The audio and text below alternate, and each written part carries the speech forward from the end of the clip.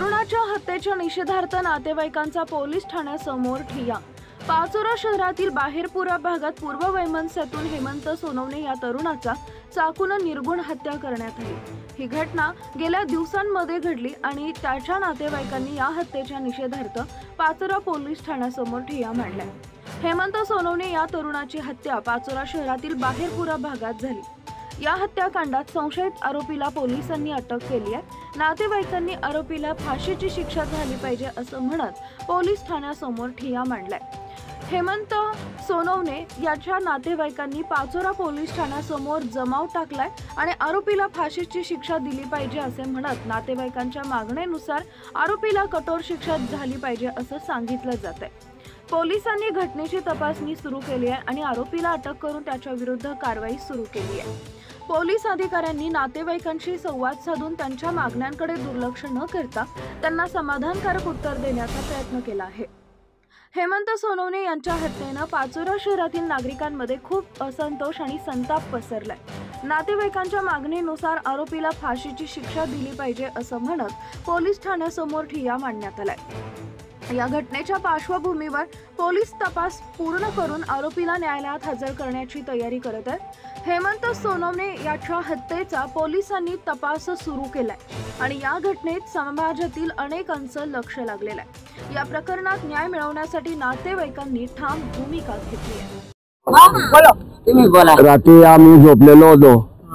झोपल्यानंतर 11 वाजता आम्हाला बोलायला आले। पोरगा आलायला होता बोलायला।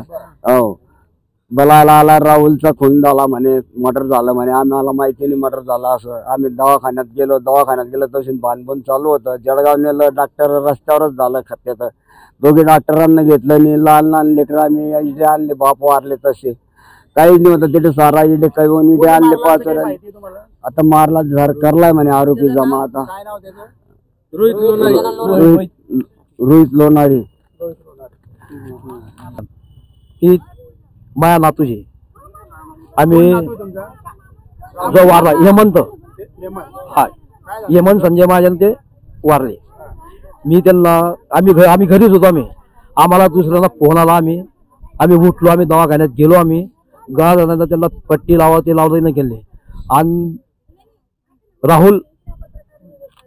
राहुल गजू लोणारी यांनी मारलं आणि जे समजा लोकांनी जे साक्षी पुरावा लोक त्यांनी समजांनी पाहिलेले आणि त्याच्यात आम्हाला फक्त एकच न्याय पाहिजे सर आम्हाला, बस की त्याला फक्त फाशी द्या त्याला, बस रोहित लोणारीला झालेच पाहिजे।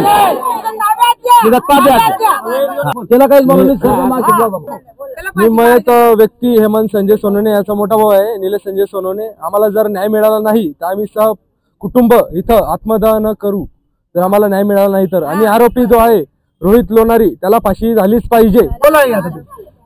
मी त्याची आई बोलते हेमंतची, पुष्पा संजय सोनवणे। मला माझ्या मुलगाला न्याय पाहिजे आणि त्या ज्यांनी मारलं त्याला फाशी झाली पाहिजे, बस। मला दुसरं काही जीवाला जीव पाहिजे, मला दुसरं काहीच नाही पाहिजे मला। मी फाशी घेऊन येता येऊ। Subscribe now and press the bell icon. Never miss an update.